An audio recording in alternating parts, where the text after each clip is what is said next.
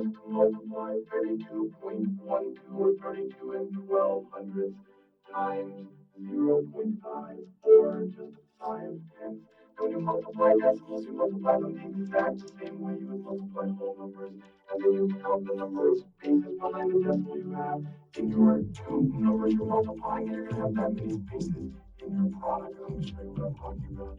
So let's just multiply these two characters. So we have 32.12 times 0.5. 0.5. And when you write them out, you can just push both of them all the way to the right. You can almost ignore the decimal right now. You should write the decimal where they belong. We can almost pretend that this is 3,212 times 5. And we'll worry about the decimals in a second.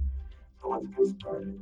So if we were just multiplying 5 times 3,212, we would say, well, 5 times 2 is 10. Regroup the 1. 5 times 1 is 5 plus 1 plus 1 is 6. 5 times 2 is 10. 5 times 2 is 10. Regroup the 1. And then finally, you have 5 times 3 is 15. Plus 1 is 16.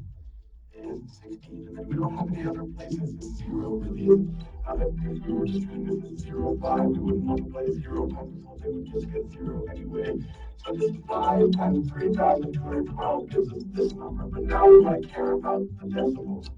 We just have to count the total number of spaces or places we have behind the decimal point in the two numbers we're multiplying. So we have 1, 2, 3 spaces or 3 numbers to the right of the decimals in the two numbers that we're multiplying. So we need that many space numbers to the right of the decimal in our answer. So we go 1, 2, 3, put the decimal right over there.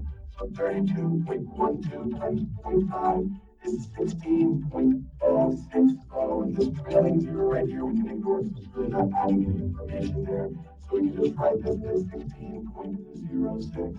And the last thing you want to do is just kind of make sure that this makes sense.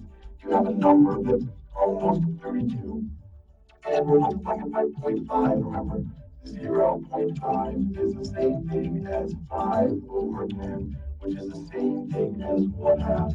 So we're really multiplying 32.12 times 1/2. We're trying to figure out what 1/2 of 32.12 is, and half of 32 is 16, and then half of 0.12 is 0.06, so this makes complete sense.